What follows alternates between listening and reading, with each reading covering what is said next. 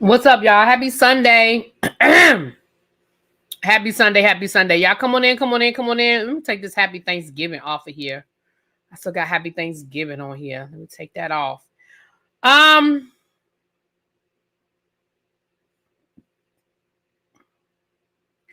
we are here to talk about Love and Marriage Huntsville. Love and Marriage Huntsville, honey. So let's get into last night's episode. Season 10, episode 11, child. I swear, it just seemed like the seasons never end. The seasons never end. But let's get into it. So,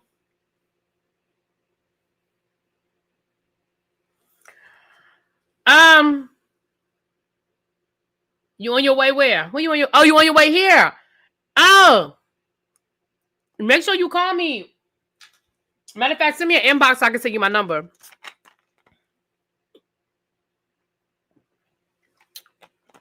Yes, yes, yes. All right, so we start this episode off. We have we have Tish and Letitia and Tisha, child. They are meeting up over her house to have dinner. They're cooking dinner and everything. And they're talking about what happened last week. They're talking about her going to therapy. So she lets Tisha know that she's going to therapy and what are some of the issues she's been dealing with. And, Tisha was like, I can appreciate that. I think that's great. Far too many people in our community, the Black community, don't want to, get that therapy that they need. And she was like, I'm glad that you and Ken are sticking in there. Y'all are trying to work through this. She was like, I was really worried about y'all. I didn't know if y'all was going to make it. But I love that I see that y'all are trying to work it out. So there was that. So then, while this was going on, they flash over to Nell and Chris talking. Now, last week I was saying how I'm irritated because I feel like we had this whole situation where we apologized and then Nell just can't let stuff go. But it does look like this was a produced scene where they probably told them to talk about it. But I love the fact that Chris kind of checked Nell and was like, but didn't you accept her apology? Like, yeah, I understand y'all had this whole situation, but you accepted her apology, right? And I feel like I can appreciate that he kind of had to, like, I don't want to say check her because I'm not going to say that he checked her, but I can appreciate that he was like, but you accepted her apology. So all is fair. Like, all is good, right? Like, all is good. And so I appreciate the fact that he kind of was like, I think Letitia hit it on. I think she hit the nail on the head when she said it sounds like they agreed that they weren't going to talk about the baby. And Nell said something, and now she's trying to backpedal out of it because it's almost like, oops, I wasn't supposed to say anything. And I'm going to be honest, I think that's part of it. I do think that they either didn't already have a story together or they had come up with a story and Nell forgot and let it slip out. Because let's be clear, Nell, the footage doesn't lie. You absolutely said y'all left early because the girl went into labor. Like, that's absolutely what you said. And you said it on camera, and they done rolled it twice, and they're going to roll it at the reunion. So at the end of, or at least I hope they're going to roll it at the reunion. But at the end of the day, when they played the clip back, though, Nell said he and not I or we. I don't understand what you mean, Janae. I don't understand. I don't understand what you're saying. But Nell did absolutely say that they left early because there was a labor situation. Now, what we do know is that there was more than one child within, both of her sons had kids within a couple of months window. So it didn't necessarily mean it was Lance, but that doesn't change the fact that you left because somebody was in labor. And that's exactly what you told them. The other thing is, she was like, well, you talking about my grandbaby. You talking about my nobody is, I hate when people do that. Nobody was talking about your grandbaby. They were talking about why you left to go back home. That has nothing to do with your grandchild. Nobody spoke on your grandchild. Nobody said anything disparaging. Nobody said anything negative or nasty. All they said was you left because ... And I hate when people try to play that, oh, you talking about my child. Nobody's talking about your child. They're talking about you. Does Miss Nell's lie want a lifetime grudge from Tisha? It's not Tisha. It's Miss Nell. Nell was the one that was like, keep your motherfucking name out my mouth. She's the one that's been talking shit about Nell. And on this one, I'm sorry, on this one, and y'all know I'd be quick to put it on Tisha. Y'all know I'd be quick to blame Tisha. But on this one, this ain't Tisha, I don't think, in my opinion. Nell is the one that has carried it to this extent because she won't just say, oh, damn, I did say that. Because normally I will say, Tisha, you being messy. Tisha, you stirring the pot. Tisha, you carrying the bone. But in this situation, girl, all she did was repeat what you absolutely said. Girl, she repeated what you said. So for Tisha to just keep that energy, I feel like Tisha's just keeping that energy. Now, I will say this. You had a whole conversation about Nell and then turn around and said, well, she told me to keep her name out my mouth, so I'm just doing that for her. Girl, you just had a whole conversation about her where you had her name all in your mouth. But I understood the point you were making. I understand her not inviting Nell to go down to Bessemer. Like, I wouldn't have invited Nell either. Because let's be clear, and they're going to talk about this more when they get on the van going down to Bessemer, but you had a steak attitude from the minute they were like, let's go talk. You didn't want to talk, Nell. You didn't want to have the conversation. You didn't want to talk. And the thing I cannot stand is it seems like you'll squash stuff. Like when you and Tisha, y'all squashed it. And then it seemed like it bubbled back up. And to be clear, again, I hate to agree with Tisha, but to be clear, I understand why Tisha has an issue with, I understand. Now, I told you I didn't think that the way Tisha approached it was appropriate. I didn't think that her getting in Tisha's face the way she did, in Chris's face was appropriate. But I understand her having an issue because Chris Fletcher on camera did say that sounded like something that Maurice and Marceau would do as it related to NDAs. I understand her having an issue with it. Now, to be clear, at this point, Tisha, girl, you can't be more mad than your husband is. If Marceau ain't mad about what that man said, you just can't be more mad about it. I'm sorry. You can't be more mad. You know? She said he got a call and he had to go back. I got to watch the episode again because I don't remember her saying we or I left. She said, no, she said we left. She said that's why they left because they all left early. She said that's why they left early. I mean, you can go back and watch it. And if I'm wrong, let me know. But she said that. She said they left. That's why they left early. I think Nell should have stood on business and said she wasn't going to have that conversation. Kimmy forced that conversation. True. I agree because she said she didn't want to do it. And I agree. But again, y'all know we are producing a show. I'm sure it wasn't just Kimmy that persuaded her to go outside and have that conversation. I'm sure production was in her ear and said, hey, girl, tap, tap, tap. Hey, girl, tap, tap, tap. Take your ass out of there, and had that conversation. So I agree. I agree with you on that one. What, Phil, me and you agree? Let's see if it lasts the whole episode. Thank you for the super chat, boo. Y'all know me and Phil don't agree often. Let's see if it lasts.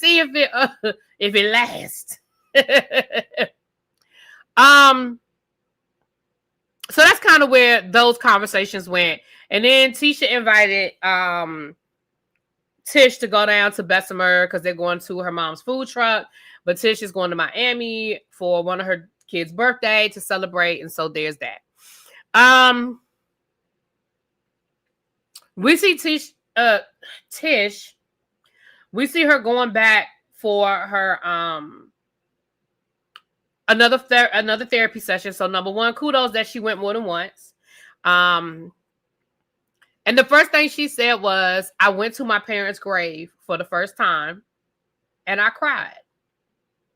And he told her, you celebrate that. Like she was like, well, it wasn't, she tried to make it seem like it wasn't a big deal. And he told her, no, it is a big deal. It is a big deal. And you celebrate that because for the first time since both of your parents passed away, you allowed yourself to grieve. You allowed yourself to cry. You allowed yourself to feel those emotions. So I loved it. I loved seeing her go for the follow-up. And I loved seeing that she actually took what he told her and she tried to apply it. I loved it. And Tish, y'all know I don't give Tish nothing. Y'all know I don't give her no kudos. But congratulations to you. Congratulations to you. Well, Pacino, I said that last season. All of last season was about Trish and Ken. All of last season. I mean, and I'm not talking about the first half of this season. I mean, the last season with the whole lie about Trish and Martell. Are they, aren't they, did they, didn't they? Like, if you go back to last season, season 9, I guess I'll be more specific. If you go back to season 9, 85% of season 9 had to deal with some way, shape, or form dealt with Trish. In some way, shape, or form, it was connected back to Trish.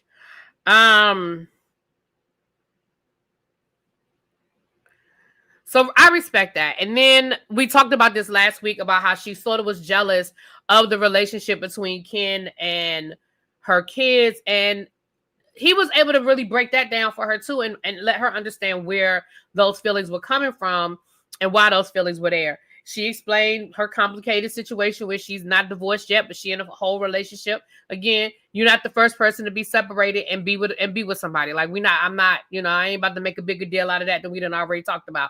I think the bigger deal is that y'all are not divorced and both of y'all claim y'all want to be.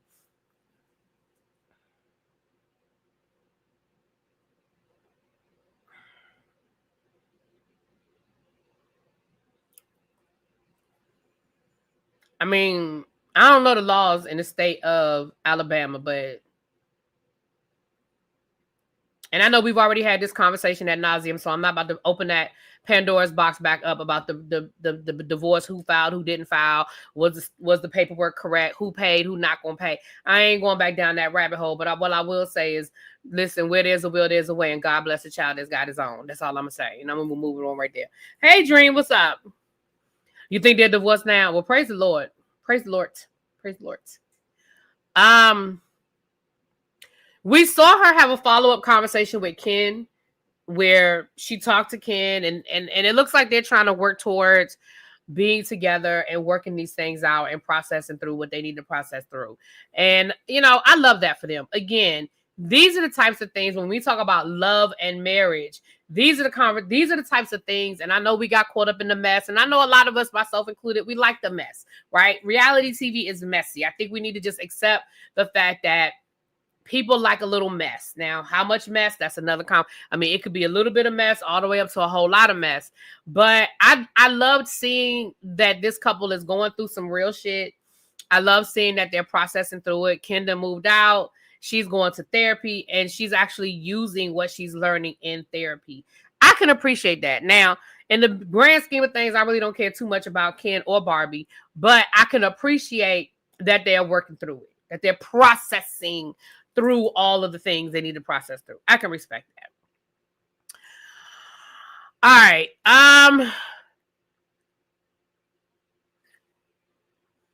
I think the next thing we see is the ladies getting ready to go down to Bessemer.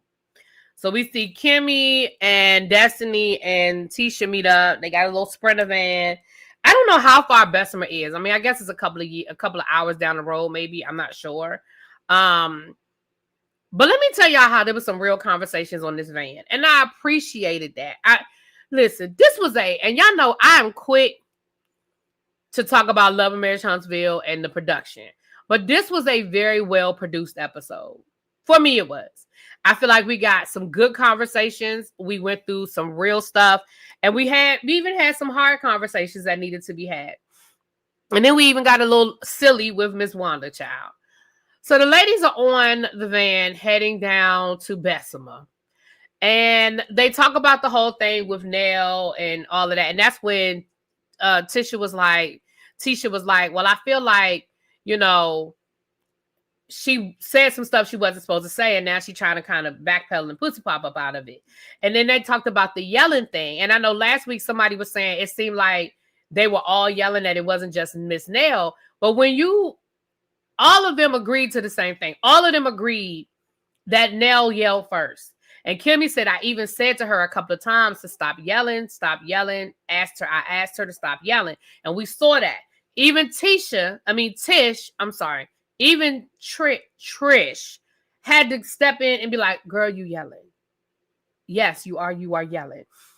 Everybody not lying on you, Miss Nell. But we've already established that Miss Nell never wanted to have that conversation. right? We've already established that Ms. Nell didn't even want to have that conversation. And in my opinion, she came out of there with a stank attitude. So I can believe that she elevated her voice. I can believe that she got loud first. Because she just seemed like, and we know she loud. Like, this ain't the first time somebody done said something to her about the yelling. Her own family said that about her. Like, when they were doing the storyline with her family, her own family talked about how she just yelled all the time. Tiffany, I don't agree. I don't agree that Kimmy yelled at Miss Nell first. I didn't see that. And you saw it. I didn't see that. It was a byproduct of Miss Kimmy forcing that conversation on Nell. I mean, that could be true. But again, I believe from what I saw Miss Nell elevate her voice first. She definitely was stank. She definitely had a stank attitude. But I heard Miss Nell elevate her voice first. Now, I could be wrong, but that's what I saw. If y'all saw something different, that's on y'all. But I feel like I said, in my opinion, everybody ain't lying on you. Even Trish had to say, girl, bring your voice down.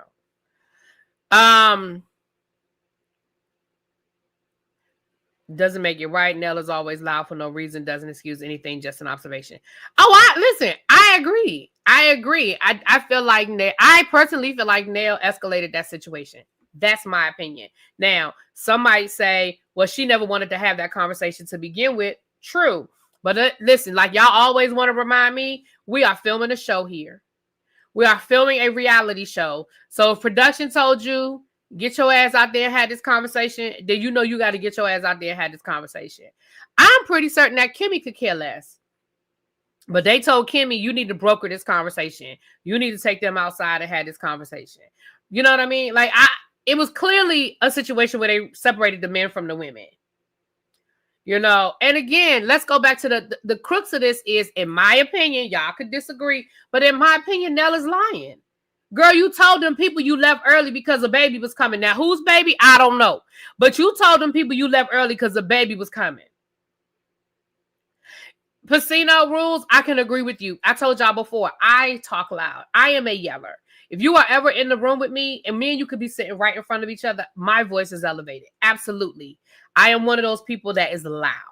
I talk loud. I yell a lot. I even have to tell my students, listen, I yell. I'm not yelling at you. I yell. Because I've had students get very upset. Like, why you always yelling at me? Baby, I'm not yelling at you. I am yelling. I am loud. But you know, as a person who has that issue, when people say to me, hey, girl, I'm sitting right here in front of you, bring your voice down. You know what I do?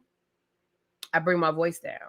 I've had people say to me, hey, you get loud. You know what I do? I bring my voice down.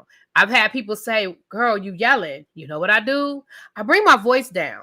So my thing is, I agree. Nell is a loud person who I think is just naturally a loud person. But when people are telling you your voice is elevated, bring your voice down, and you know you're a loud person, just bring the voice down. Bring the volume down. Now, have I overreacted before when somebody told me to bring my voice down? I have. I'm not gonna lie. I did it when we were I told y'all how I left my sister when we were in Disney World this summer, and my sister said something to me and it pissed me off, and how I left them there, and I told them I see them in a couple of hours, and I went off into Epcot and I had my own day by myself. Y'all remember me telling y'all that story? That's what my sister said to me. I was trying to talk to my sister about some rides. I was trying to coordinate some stuff for the kids. And my sister was like, well, why you loud though? And I don't know. It just pissed me off. In that moment, it pissed me off. So I understand sometimes overreacting. But baby, everybody is not lying on you, Nell. If them all them people was telling you you was loud, girl, you were loud. And that's my opinion. I agree, Phil. She wasn't just loud. She was loud and hostile. I agree. Kimmy said she would throw her in the pool after Nell was yelling in her face. Y'all know what? I'm moving on because this way y'all be getting me caught up on one little thing. I ain't arguing with y'all. Y'all saw it the way y'all saw it. I saw it the way I saw it. I'm moving on. You want to talk about Kimmy telling her, I'll throw you in the pool. And that was Kimmy's response to Nell yelling at her. But moving right along. Anyway, moving right along. Okay, y'all, listen, y'all saw it the way y'all saw it. I'm moving right along. The other conversation that they had was about Destiny. And although I 100% understand where Destiny is coming from, and I 100% agree that you are free to date whoever you want to date, as many people as you want to date, until you find the person you are looking for. And I understand that just because people might think it, people might believe it, people might say it, that you are not sleeping with all of these men. And I believe that Destiny is not sleeping with all of these men. However, my comments I made last week, I still feel the way I feel. And the reason why, and if you didn't hear my comments, my opinions last week, let me reiterate. I said that it wasn't a good look because all of them are in the same circle of people. I'm not even going to say they're all friends. I'm not even going to say they're all friends. I'm going to say they're all in the same circle of people, right? You have Lance.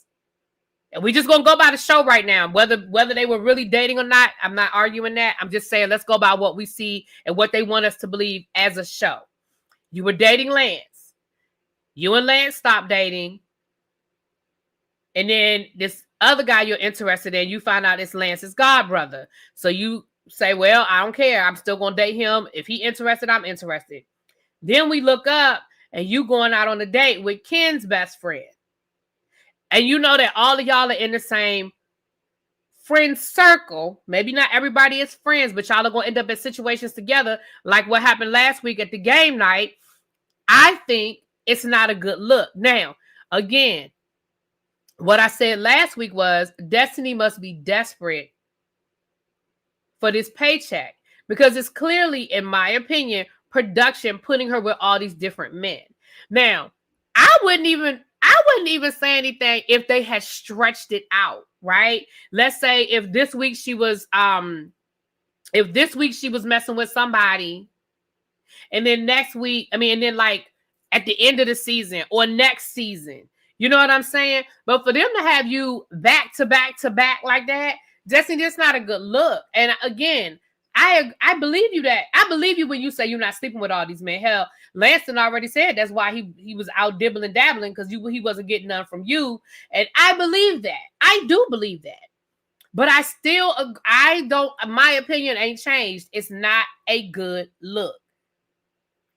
Again, had they stretched it out, I might be like, well, hell, that was last season, y'all. Y'all tripping over something that happened last season. But it was last week. It was last episode. You know? But what I love about that scene was that Tisha and Kimmy gently had a sister girl moment with her. Now, how much of this is real and how much of this is just for the show, I don't know. But I love how they had a sister girl moment with her and was like, girl, you were just telling us about Mr. Googly Eyes, and then you show up with this other dude, girl. What's really going on? I love how they had that conversation with her. And I love Destiny's response. Like, I just thought it was a good conversation because I loved her response. And I agree. She has a right to date whoever she wants to date, however she wants to date, when, where, and how she wants to date them, especially if she's not sleeping with all of them. Now, she has a right to sleep with whoever she wants to sleep with. Let's be clear. But adding the fact that she's not, according to her, sleeping with them, I get it. I do. But I still stand by what I said. It's not a good look. That's just my opinion. And I'm still going to say, I didn't like that scene last week with the way Will was talking about Destiny and none of those men defended her. I didn't like that. And I'm going to be honest, I hope it's addressed at the reunion, which I doubt it will be. But it needs to be addressed because I think that for all of those men who are cool with Destiny, who know Destiny, even if it was just a fake scene, I don't care. Even if this is just for the show, I don't care. The misogyny that was exhibited in that scene is fucked up, in my opinion.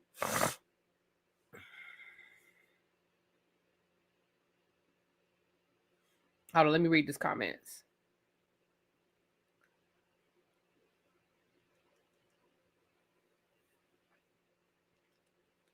Well, now, Dom Diva, Tisha and Kimmy can't give me advice on no husband.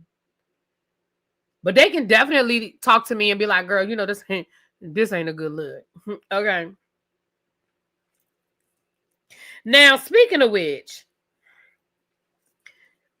Tisha, listen, and Kimmy, let me say this.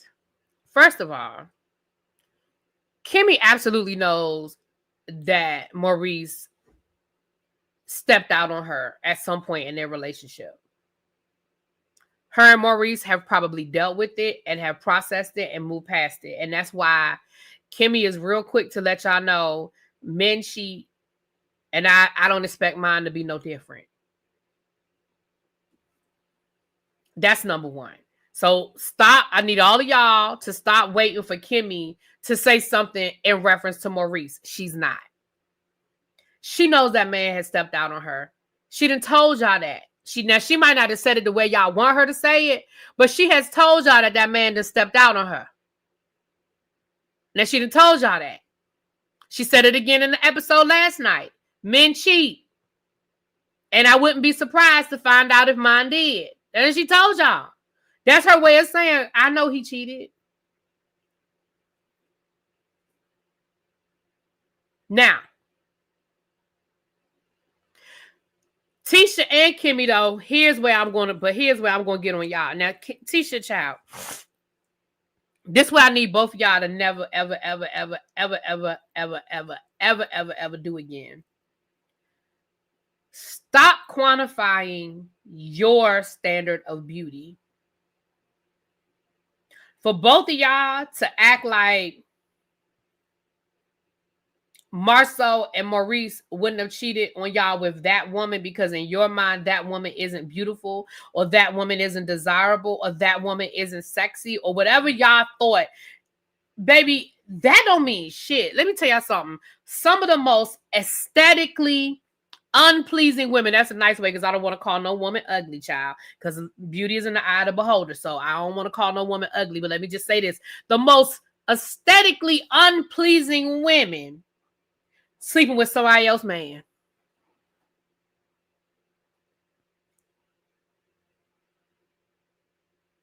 For y'all to sit there and act like, I mean, he might have cheated, but not with that. What that mean? That's the one that's going to steal your man. That's the one. Her.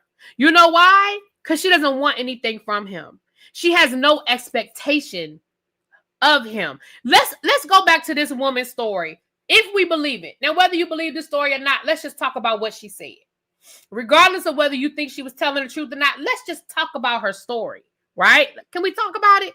This woman said that she met these men and she said she slept with Martell in an office on some furniture in this man's credit repair office.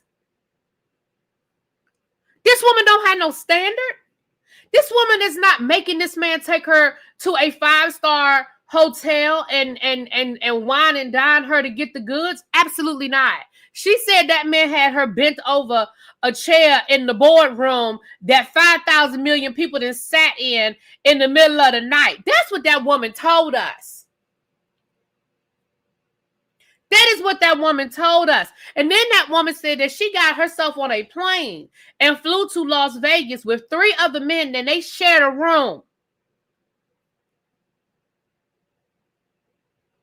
And y'all want to sit here and act like this woman wouldn't have slept with y'all, that y'all husband wouldn't have slept with her because why? Because she's not as beautiful as you are, in your opinion? Men don't give a fuck about the face. Because they were never trying to make her their woman. They were trying to find somewhere soft to land. Can we listen? That man wasn't taking her nowhere. He didn't care what she looked like on the front end.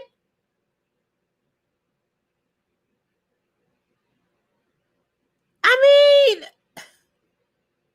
thank you, Craig. And that's, you know what? And somebody just said she looked good when they were in Vegas. That's the other thing, too. The pictures of what she looked like when she allegedly was messing around with them men ain't what she looked like on that interview. I learned that after a bingo. I learned that after a fine male friend told me he slept with a coworker who had 32 teeth all going in different times.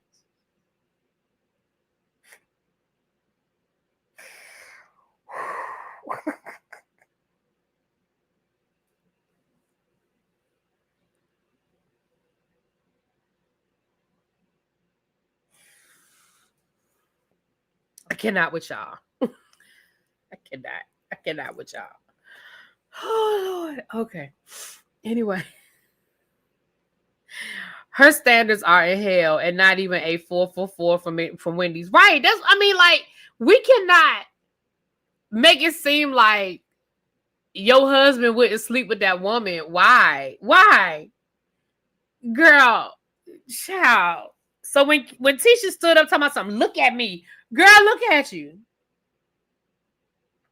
Baby, that's what you look like after your glam squad and your stylist done got done with you. Girl, what you look like in the morning with no makeup on and your hair wrapped up in a bonnet and that ratty bathrobe and them slippers that's 10 years old. Girl, that's the person your husband wake up to every morning. And that's no, I'm not judging it. Let's be clear. I'm not judging that because everybody can't wake up every day and get glam. Like, it is what it is. But girl, you standing there talking about some look at me and look at her. Girl, look at me and look at her. And what that mean?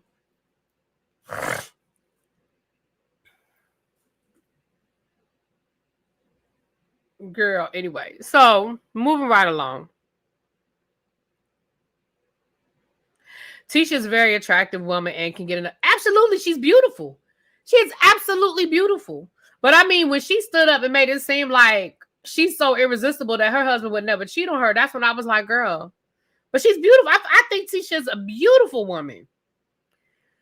Anyway. Exactly. Beautiful women get cheated on. Y'all remember Halle Berry? Everybody thought Halle Berry was so beautiful. Baby, every man Halle Berry had done cheated on her. Hello? And I don't know what y'all ages are, but I remember Halle Berry was considered one of the most beautiful women in the world by any standard, not just a black standard or a white standard. Baby, everybody was in love with Halle Berry. All the men wanted Halle Berry. And every man Halle Berry had done cheated on her.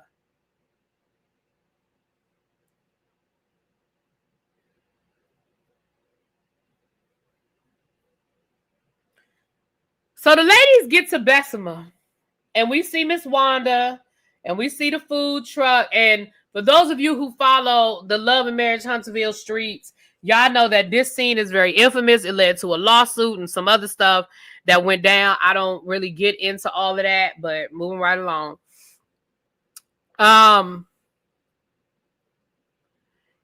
Tisha, speaking of Tisha, come here. Tisha, bring your ass down to the front. Come here. Tisha, in the first 10 minutes of this scene, you proved everybody right about you. Everything that people said over the years about you, you absolutely proved them right. In the first 10 minutes of this scene, you were sicking your mother on Nell. You were absolutely putting a battery in your mother's back to go after Nell. That is what people have been accusing you of until they fired Miss Wanda. That is what everybody has accused you of. They accused you of putting a battery in Miss Wanda's back and letting her go run so you could stand back and say, what y'all want me to do? She's my mom. She's my mom. What do y'all want me to do? I can't yell at my mom. See, you proved them people right.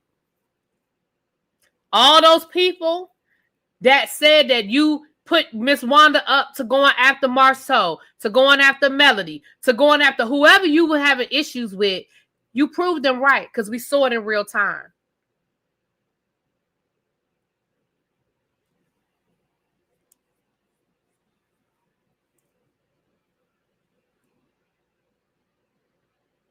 And Kimmy and Destiny both said it in this scene. They were like, Tisha was doing too much. All of this wasn't necessary. I don't think that Nell and Wanda need to have a conversation about anything. Absolutely not. There's no conversation to be had. Why? Now, this goes back to at the beginning of this episode, somebody in the chat, I don't remember who it was, no disrespect, I just don't remember who said it, said, so is this what a life, does that deserve a lifelong grudge for Tisha to have against Miss Nell? And I was like, well, and this one, Miss Nell started it. But now, Tisha, you are escalating it. You see what I'm saying? I still feel the way I feel that Miss Nell started this. Well, at least this round, because y'all been beefing for a minute. This round, let me say that. This round. I ain't going back to the beginning of their beef. I'm talking about this round. When she said, tell Tisha to keep her name out my motherfucking mouth, when all she did was repeat what you actually said. Okay, that round. It's the round I'm talking about. But now you have elevated it. Because bringing your mother into it and putting that battery in your mother's back for her to go and talk to Miss Nell, you've escalated it. Because there's no need. You a grown-ass woman.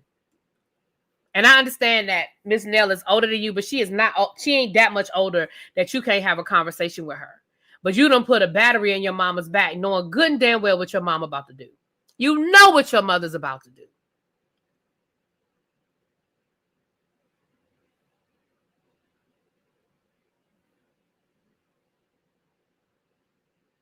You know what she get ready to do. Miss Wanda's so happy she back on this show. She don't know what to do with herself. She gonna do whatever production tell her to do. And in her mind, they want to see her act up. So she gonna act up and she gonna give them everything they ask. She gonna give it to them. Because in her mind, they are acting up.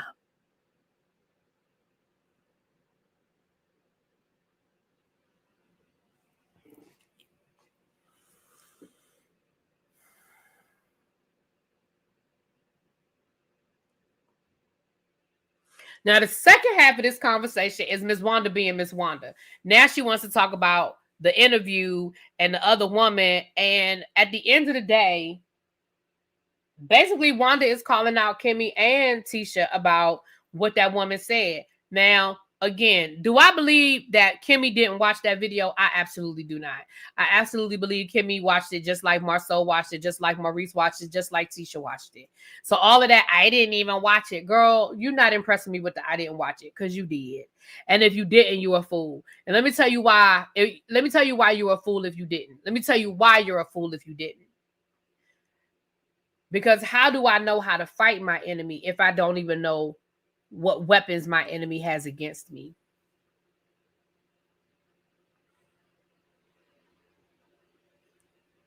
If somebody say they about to do an expose on ReallyBTV and they about to expose it, yes, I'm going to watch it. You know why I'm going to watch it? I need to know what the fuck they said about me. How much of it is true? Are they really telling y'all my life story, or did they find somebody else that they think is me and they telling you somebody else's life story? I need to know how to move. Am I going to go left or am I going to go right? Absolutely, they watched it. And they'd be a fool if they didn't.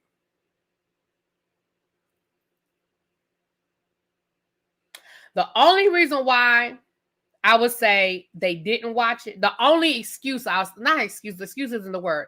The only reason, I guess, is the word I'm looking for, that I would say that they didn't watch it is because they already know what's going to be said and they're scared to hear the truth. Because here's the reality.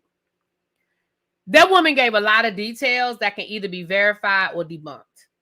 She said, this is where we used to hang out. This is where we met. This is the different things that they used to do. This is how they used to cheat and maneuver. These are the lies they used to tell their wives. This is when we went to Vegas. This is where we stayed when we went. I mean, she told you the hotel they stayed in. This is when we went to Vegas. This is the hotel we stayed in Vegas. And Maurice admitted that they went to Vegas. Maurice just ain't admit that woman was with him. Maurice admitted the trip in Vegas. He said, yeah, we went to. Remember when him and Martell had a conversation? And Martell was like, so didn't we go to Vegas? Didn't we take a trip to Vegas? Maurice admitted that. But this woman knew the hotel. And again, somebody could say, well, Martell might have given her that information before the interview. She might have. He might have.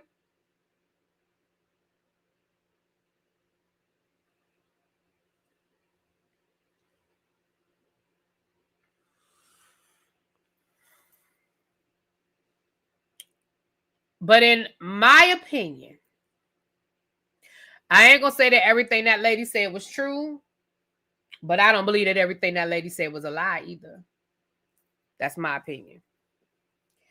I'm gonna say it again. I don't believe that everything that lady. I'm not gonna say that everything that lady said was true, but I don't believe that everything that lady said was a lie either.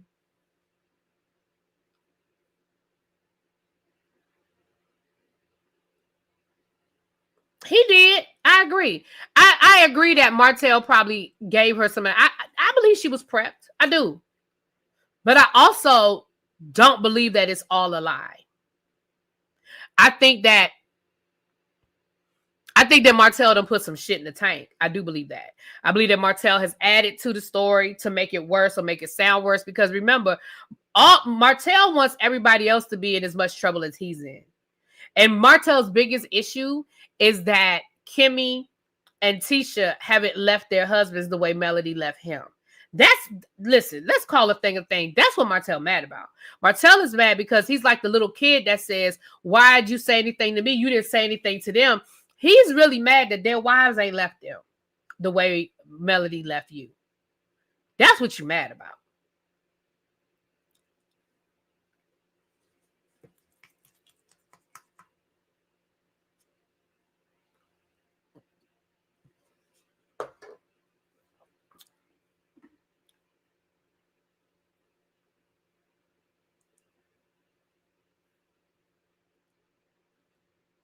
Martell and Mel are both mad at that.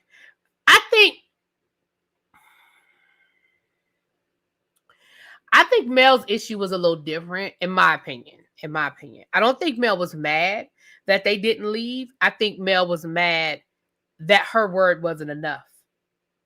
I think Mel was mad because it was like, girl, you know I'm telling you the truth.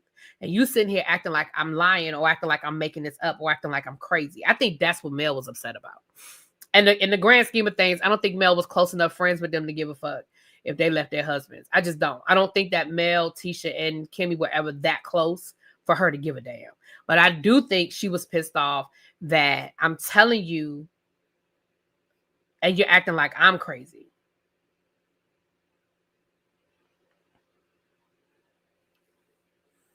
Yeah, because let's be clear. I don't even want to say this because Lord knows I don't want the argument. But let's be clear. Melody left when that baby came.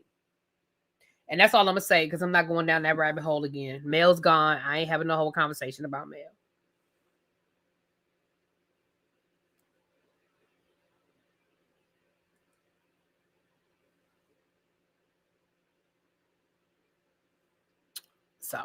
So that was pretty much the episode, you guys. I thought this was a really good episode. I thought the conversations were really good. And Miss Wanda is back. So for all the people that wanted Miss Wanda is back, honey. And we'll see where that goes for the rest of this season. Lord knows how long this season is going to last. Y'all know how they do down to the Huntsville, child. We might get about 6 or 7 more episodes and then I don't know. We don't know what they're doing, honey.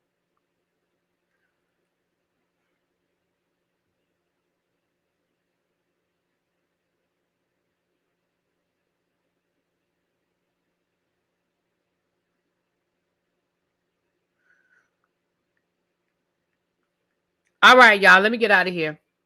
I'll talk to y'all later. Peace.